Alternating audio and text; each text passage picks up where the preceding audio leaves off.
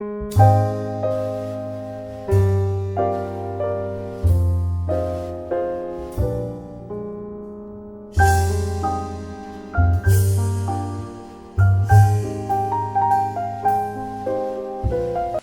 welcome everyone to another one of the 2020 CARB Hall of Fame inductee videos, and we are going to be talking about Doug Richards tonight, and here to kind of fill us in on Doug's life history, whatever, is going to be Jake Richards, his son. And Jake, first let me say congratulations on your dad being inducted into the CARB Hall of Fame. I know it's got to be have a lot of meaning to you as far as everything that he accomplished in his racing career, and I'm sure your family's happy about it too. Yes, we are. Yeah. quite a Yeah. thing to when I stop and think about it, it's just the idea that if you think about all the people that are in there, I mean, it is some of the best in Kansas City racing. Yeah, and for him to, I know that he'd be very honored and very pleased because this would probably be I don't really know what word I'm looking for. Yeah. I know what you're thinking. It would complete his career, yes. because he wanted everybody to know him. Right. He was a very helpful person, but he also wanted to be, recognized for what he did. Yeah, exactly. Yeah. It sounds exactly like what Gary Truelove said. He said after all this time to finally be more or less honored for what you did in the racing community is really cool. And for CARB to do it, which is the organization here in Kansas City, it really is a big deal. But your dad really had a racing streak already working in his life. I mean, did he just ride motorcycles, or did he race, and was it street bikes or motocross? It was street bikes. Street bikes. He rode. He talked about when he was younger. He rode enduros and stuff with some friends. Uh-huh. Always, dirt bikes.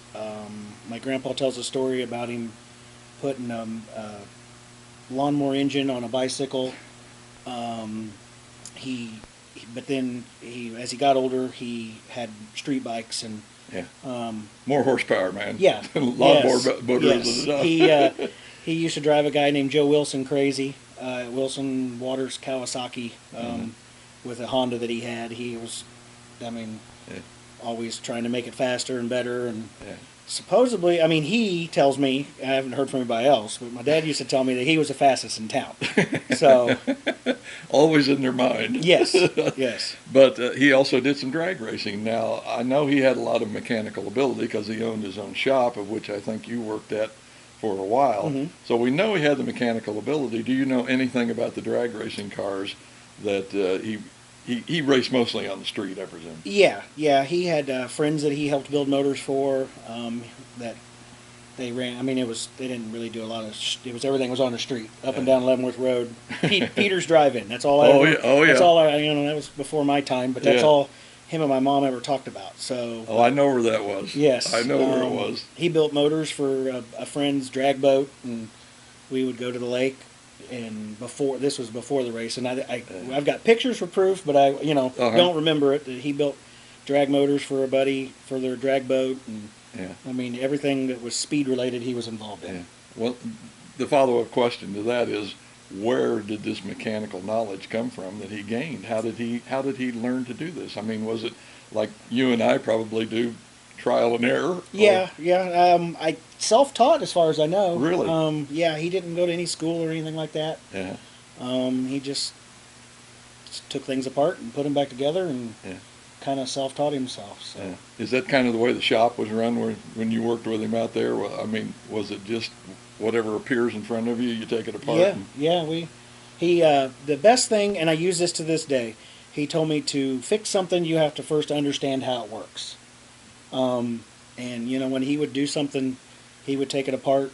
And there wasn't anything he couldn't do. Yeah. Whether you needed your house wired or plumbed or roofed or race cars built or whatever. he would do anything, and just kind of taught himself how to do it as he went along. So yeah, well, you know, for the working man, that's a working man's mantra right there. yeah, You can't pay to have everything done, so you kind of got to wheel it a little mm-hmm. and wing it and whatever, and do it yourself. I'm going to ask you a question here early on that didn't have on the list, okay? Okay. Which do you think your dad was more proficient at, the driving side of racing or the building side? Say preferably the motors Ooh, or the boy, cars. God, he's not here to hear this. The building side. Okay. He could fix anything. And he used to tell people that he could, only thing he couldn't do is build you a heart, but he could build you anything else. Yeah. So, I would say he was more of the brains behind the engineering aspect of things. Okay. That would be his strong suit. I mean, he'd tell you it was his driving, but I'm sure he would. well, he'd probably tell you he was really good at both. But got another question. This is another list that I just thought of. These are just popping into my brain here. What did your mom think about all this? Now, I know you were only 4 when he started this, so I'm sure at that time you didn't really get the real first time that this came up reaction, but as time went on and your memory can kind of go back to that, what did your mom think about Doug racing? My mom supported it 100%. Okay. She was all in. I know that she babysat kids that was her full-time job. Uh-huh. But she would do side stuff like sell Tupperware Uh-huh. and stuff like that just to help fund the racing program. Fund the household and the racing. Yeah. Yeah. So, I mean, she did several things and was 100% behind him on all that stuff. So. Okay. Well, we know that he had this desire for speed and what have you, however you want to approach racing or whatever, but who was it that kind of really finally lit that spark that got Doug involved in racing? Max Grogan. My dad asked him to drive his race car at one time. I'm not sure. I don't know how he met Max before, but Max had a car. My dad asked him if he could drive it, and Max said no, but I'll help you build one. Okay. So in the winter of, 1983, they built. They started. Yeah. Max helped my dad build a car, and that's what got him to the dirt tracks. You may have answered this, and I wasn't listening well, but how did he get to know Max? Oh, that I don't know. I mean, was he going to a racetrack at that time and just happened to strike up a friendship, or No, possibilities? I guess since you don't know. I think my dad used to work at a gas station that. I think he used to work at a gas station that Max's wife's dad owned at the time. I think. I think that's how they knew. Probably saw the race car. Yeah, I think that's how that got started. But Okay. Max could probably answer that question. We won't hold you to it. We'll accept that. What was the first car that he decided to try and build? It was a Camaro. Okay. 70s model leaf spring Camaro. Okay. And was pretty good at it. Yeah. Now, where did he do this? Did he have a shop at the time? Yes. I think. Garage? He built it in his shop in. I think that shop was in Muncie, down in Kansas City, Kansas. Uh-huh. He built it there. Okay. And that would have been 1984. I was 4 years old. He built the car in 1984. Yes. So the early part, or I'm trying to remember, I think we were talking on the phone the other day, and we were trying to decide when he actually got out to the track, whether it was mid-season or what. But that I don't know. That honestly, I don't know. I don't think he made it to opening night by no means. Right. Okay. But man, when he got there, he started out with a bang.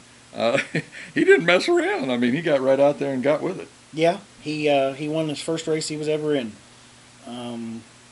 Winston 50, I think, is what it was called at the old Lakeside Speedway. Mm-hmm. I think I got a hat with one of those. Yes. In the closet right there. It was I don't know it. I've seen it. I remember seeing a video of it. But yeah, he won his first race he was ever in. Talk about pressure. That is crazy, Jake. Yes. Of course, I know Doug probably at that age. Do you know how old he was in '84? Boy. Well, think about that for a minute. He was born in '52. 52, that would be 28? 32. 32, okay. See, I went the other way. I subtracted 4 and she added 4, or whatever. Yes, yes. Okay, 32. So he was probably still full of energy and a whiz bang on wheels. Yes. And as they say about a lot of people in sports, didn't really know what he was doing.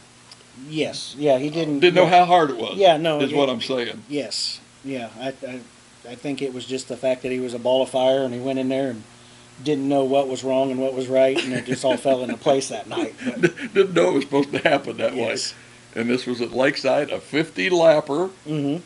No cautions midway or anything. Do you know anything about that? That I don't know. Okay. Honestly, I don't know. I know Tim Carrick was in the race. I do know that, but that was, man, like I said, I was 4 years old. Oh, I don't man. have a lot Yeah, of recollection, Yeah.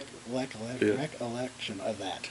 But still, man, just kind of uncomprehendable. Your first race and to go out there, and they probably had a pretty good entry on that. I imagine 50 lapper back in those days too. Now, was this I think we talked about the class. Was it a street stock or factory stock or? I think they were called late model sportsmans at that time. Okay. Or sportsman late models or something like that. Yeah. But basically, they were what our factory stocks are today. Okay. Kind of like that. Yeah. Still, like you say, a lot of people. I mean, that's where Carrick started. Tom Charles, Kerry Davis. Tom Carrick ran that class. Yes. I mean, there was some competition Yes. there. They're again talking about the Hall of Fame. Probably a bunch of those people in that race are already in the Hall of Fame. We talked about your mom. Of course, it's kind of different sometimes with our mom and dad. How they think about what we're doing. What were your grandma and grandpa's feelings about Doug hitting the track? My grandma loved it. My grandpa didn't. My grandpa told him he was wasting his time, and that he was crazy for thinking that he could go out there and run with those guys. Mm-hmm. So my grandpa, he didn't. He's actually still alive today. He's kind of cut from a different breed. Well, that's a different generation, yes, Jake. yes. He's very tight with his money, and he told my dad several times that he couldn't go to the races and watch either of us race because all he saw was dollar signs going around in a circle, not actual cars with numbers on them. Okay. So my grandpa, he did go some, but my grandma, she loved it. I mean, she would go with us to the races. I mean, my grandpa would stay home, and my grandma would meet us at the house. And I think I had met or seen her once, maybe if I remember correct, at you guys' house. We come over there one time. Yep. She was a short little gal. Yeah. There was a spot in a box van for her, and she went everywhere we went. So.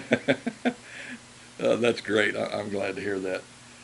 Talking about those people and what you just said about the dollar signs, I think that in defense of your grandfather, that's kind of the reaction of people that grew up with earlier relatives that came out of the Depression. Yeah, you're right. Is where that comes from, because, I mean, every penny counted. And even though I was the last of 6 and the baby, I was taught those same ideas and goals, what you're talking about there. So I understand completely where he's coming from. When Doug started out, was there anybody in racing that he already looked up to, that he kind of, I don't know if you want to call it an idol, but say just somebody that he trusted them or respected their opinion or anything like that? When he first started, I don't think so. I know, and it was the middle of 1984 racing, or at some point in time, he had become friends with Gene Claxton. Oh, okay. And that was, I remember as a kid going over to their house and spending the weekends playing cards and all that stuff when I was during the winter time. So, him and Gene he learned a lot from Gene from that point on, but I think that would probably be the person that had the biggest influence on him then. So after he actually got into the sport? Yes, yeah. Yeah, okay. Were there any crew people that helped out along the way that we should remember? Well, my uncle helped him. And my uncle actually helps me now. Mm-hmm. He was there in the beginning and then kind of went away and come back again a couple of times. Dave Elliott was neighbors of my grandparents at the time. He helped them for a while. There's so many people that have come and gone. Yeah. Daryl Kime, he helped him. He's probably was the mainstay for my dad. Mm-hmm. He helped my dad sponsorship wise, and Mm-hmm. but he was. I'm going to say he was with him from 1985 till 96, 7, Oh, something really? like that. Well, Yeah, I mean 11, he was 12 years. Yeah, he was with him for a long time. So Mm-hmm. that would probably be the Yeah. biggest helper, the mainstay. I mean, everybody else, he'd had a lot of people that came and went, Right. but Daryl would be the one. Okay. Of course, I have to mention my two sons. Oh yes, yes, yes. Donnie and Mike helped also. And Donnie also, Yeah. which we can't think of his last name, but that's okay. Yeah. But So- I know they started helping him out at I-70 when he was racing out there. Yeah, and that would have probably been 93 or 94. Okay, I that sounds think. about right. I think, because it was asphalt. Yeah, yeah. So The thing is, I worried more about your dad than I did them. And we won't elaborate on that any further. But anyway, I know they really appreciate it and I mean, they were over the top with it. I remember how excited they were all the time, even just to go out mm-hmm. and, to be involved with Doug. And I thank your dad for doing that. It was a tremendous thing for him to do that. What were some of the tracks when he first started out racing? I mean, where was he racing at when he first began? Lakeside, and I-70 Speedway. He ran all over. I mean, Old Shawnee Topeka track and Adrian, and it was, because he hung out with Gene. Mm-hmm. It wasn't nothing for him to all jump into trucks and trailers. It was Gene and Jamie Hager. They actually, I have a Gene, Jamie, and my dad. All three have, and I have the my dad's copy now. They had when the Three Amigos come out. And, Yeah. They had a picture done. My mom had a picture done at a fair that had the three of them, and their faces are put in them. But they would all just. I mean, it wasn't nothing to drive to Park Jefferson, South Dakota, to go race, and then come home on Sunday night and get up and go work the next morning. Yeah. So I mean, he traveled anywhere and everywhere he could and went and raced. Yeah. Another question that I just thought of, if maybe you could run us through what a weekend was like for the Richards family when your dad was racing. Let's start like on Friday afternoon. Well, because that seems to be when things first starts flying. When he was dirt racing, when I was younger, I got off the school bus, walked up in the driveway, and my grandma's car was there. And I went in, changed my clothes, and I went to my grandparents' house. And then my grandma would take me to Lakeside, and we'd watch. And then I didn't get to go to I-70 I wasn't around until Sunday. My mom and dad had come get me. But when I was a teenager, it was Friday afternoon we would load up and we'd be at Lakeside, we'd race. My dad always raced like it was the last race he'd ever be in. He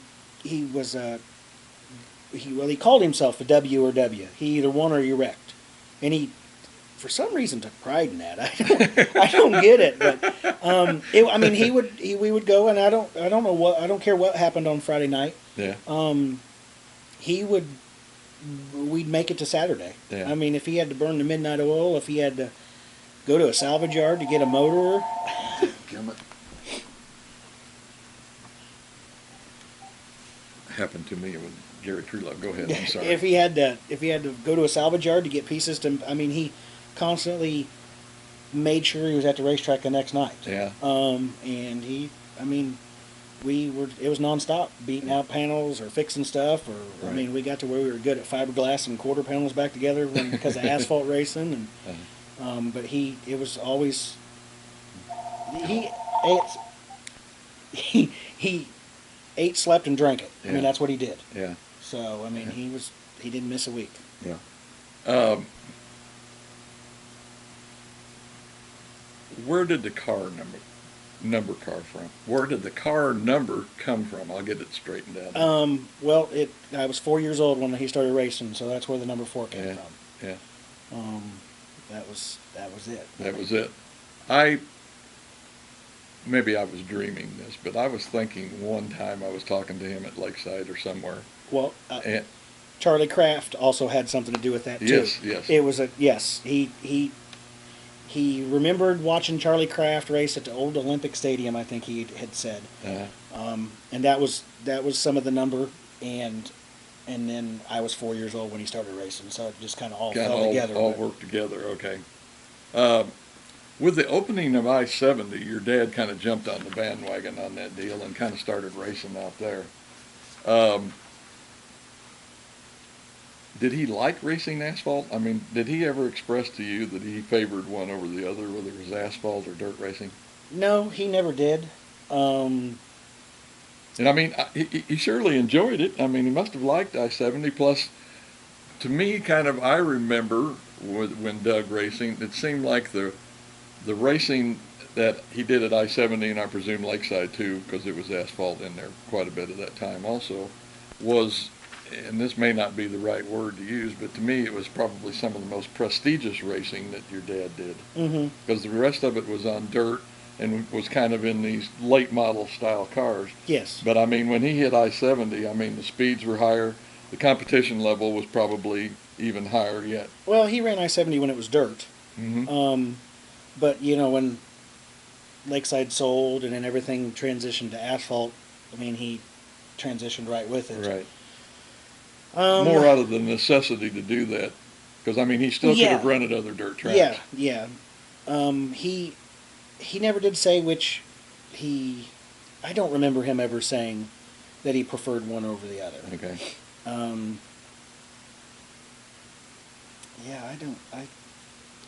It was racing. He loved racing. He just loved to do it. Whatever it was, didn't make any difference to him as long as there was speed involved. Of course, so many racers that I talk to, I'm sure he's the same way. It's not only the racing itself, but it's the parts around racing that also make it, I think, so appealing to so many people. The people that you meet. I mean, the accomplishments that you have, and I'm sure Doug felt the same way. Yes. Yeah, I would say so. Okay. What would be, if there's just one of the biggest moments that you think your dad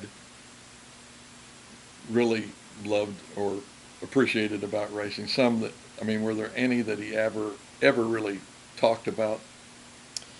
Recounted, I guess is the word.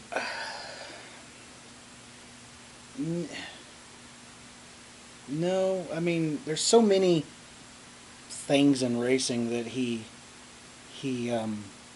I don't know that I could just say that there's just one. Okay. I mean, I don't. Well, you were talking about a race in Wisconsin. I know you said he was particularly proud of that. He went to Oktoberfest in Wisconsin, and it was an ART-GO race, and he qualified for that race, which he was just ecstatic that he qualified for it. Yeah.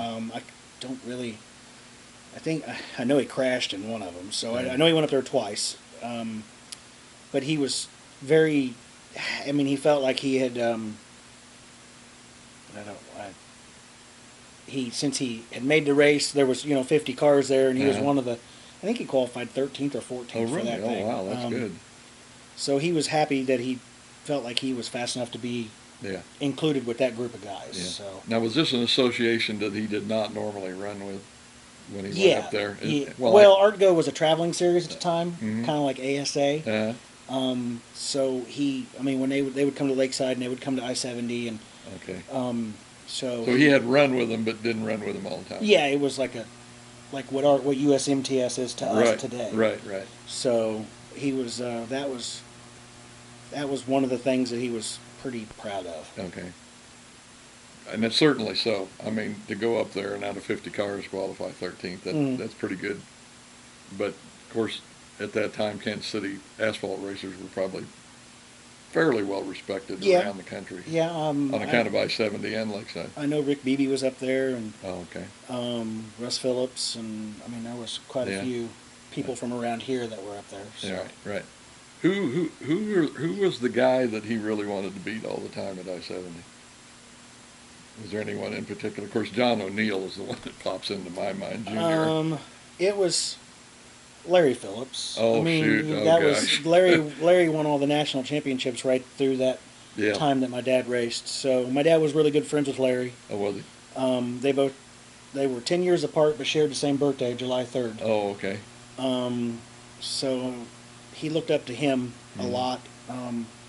But I, at that point in time, to be able to just run on the same straightaway as Larry Phillips was a blessing. Yeah. So. No, there was a bunch of people felt that Yes. way. A bunch. There really were.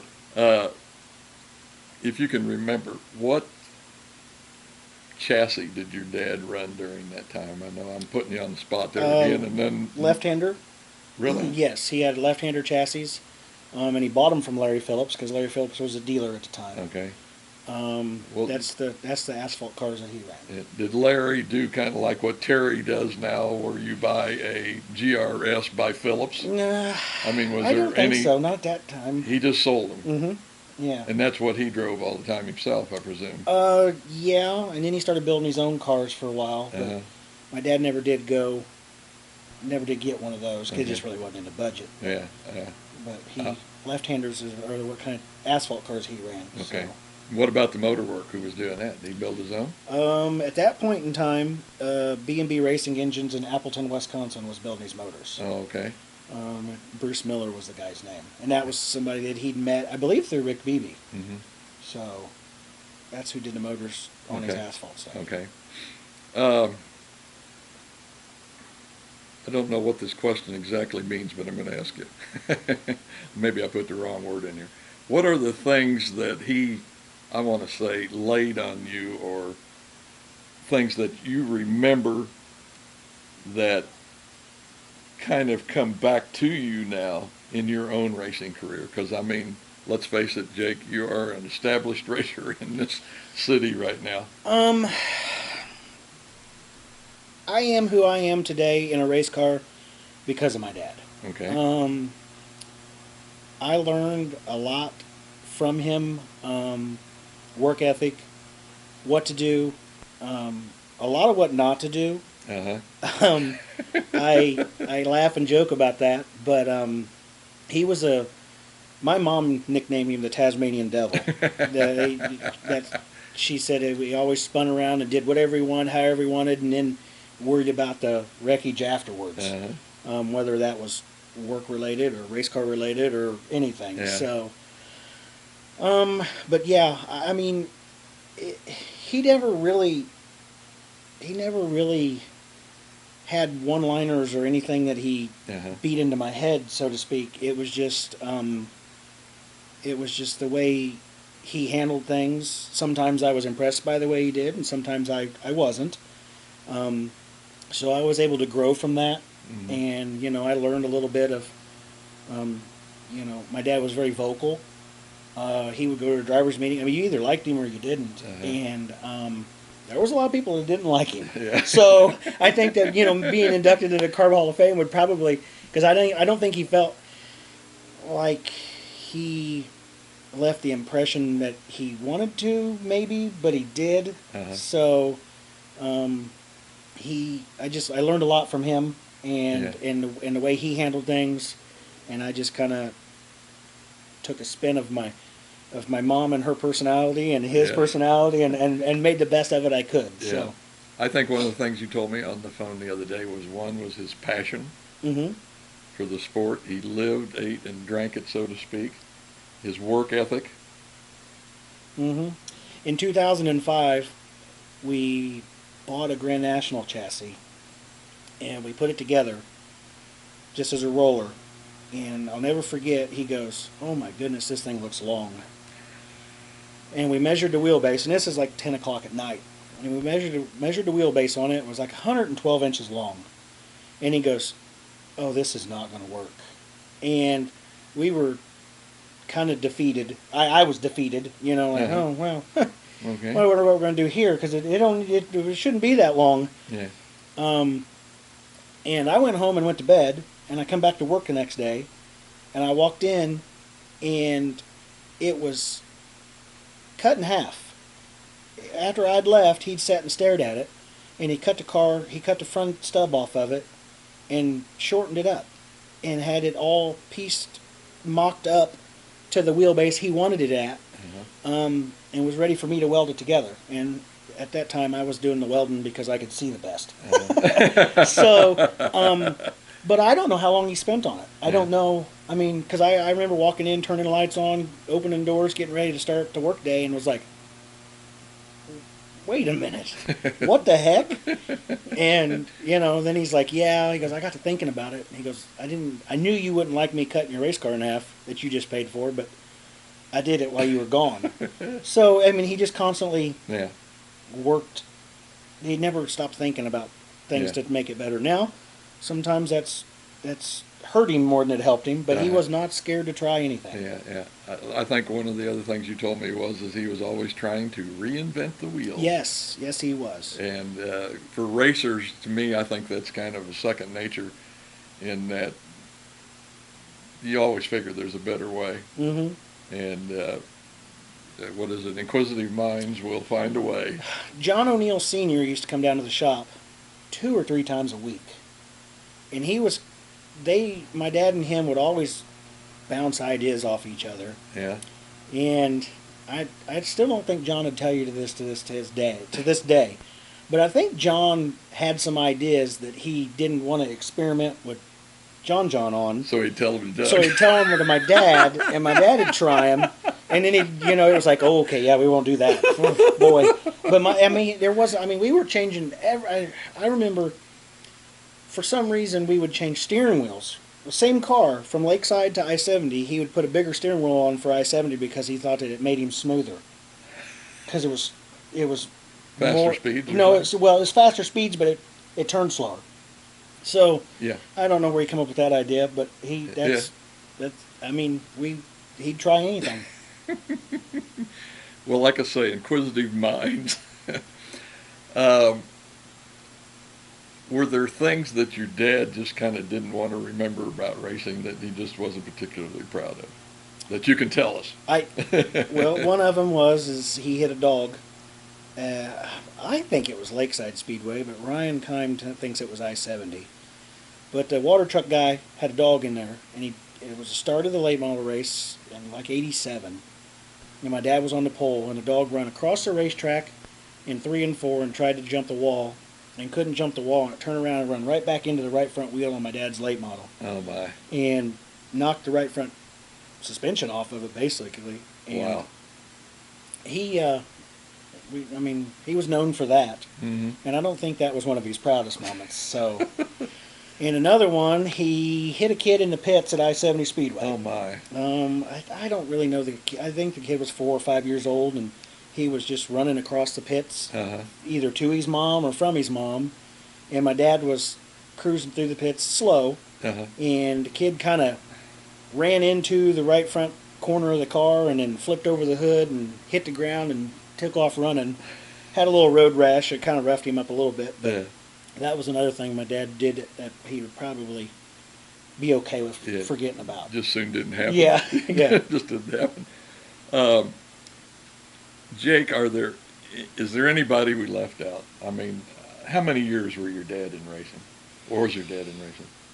1984 until... Oh, yeah. Yeah, 1984 till last year. So, I mean, that's right. 94, how many years, dear? 35. Yeah, okay. 35 years. 35? So he had something to do had something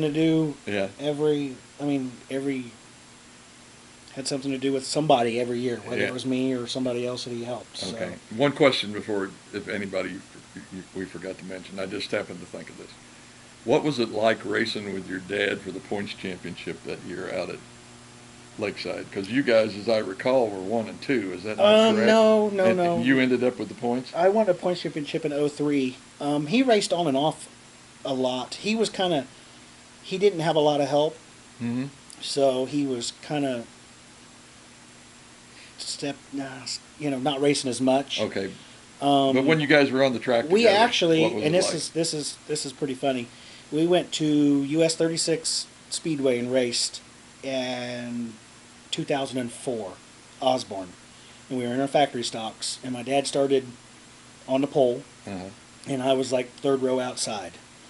And I got to second, and was running him down. And I got to him, and I could hear his motor missing. Uh-huh. And what had happened was the tack welds on the distributor advance had broke, and it was missing. And we was giving each other a hard time in the pits before the race.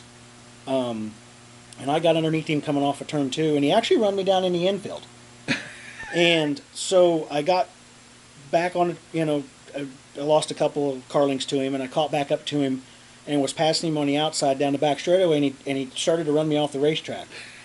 And I ended up getting by him because I could hear his motor missing, and I'm like, there is no way I'm going to let him. I had almost made a decision in my head. If I see the white flag, I might have to spin him out because I can't live down the fact that he outrun me with his motor not running right. Uh-huh. So I ended up winning, and I think he ran second or third that night. And he was laughing, and he thought it was funny, and because I remember saying, God dang, man, you run me down in the infield. And he goes, yeah, I know, I saw it was you. I was doing it on purpose. And I thought, wow. I said, so you on purposely run me off the back straightaway too? And he goes, yeah, I wanted to win. So he didn't. We raced each other, and he didn't pull no punches. He wanted to outrun me, so it was. Went after it. Yeah, he went after it. He wanted bragging rights at Thanksgiving or whatever. Yeah. Oh, shoot. Okay, now, anybody we might have left out? I know we talked about quite a few, but any sponsors? Not that I can think of. That's okay. Yeah, no, I can't. I think we've covered everybody. Yeah, okay, all right. Well, Jake, once again, let me just say congratulations on Doug going in. Yeah, I know it would be an exclamation point on his career. Absolutely. Yes. Yeah, and well deserved. Mm-hmm. Anyway, congratulations. Thank you very much. All right.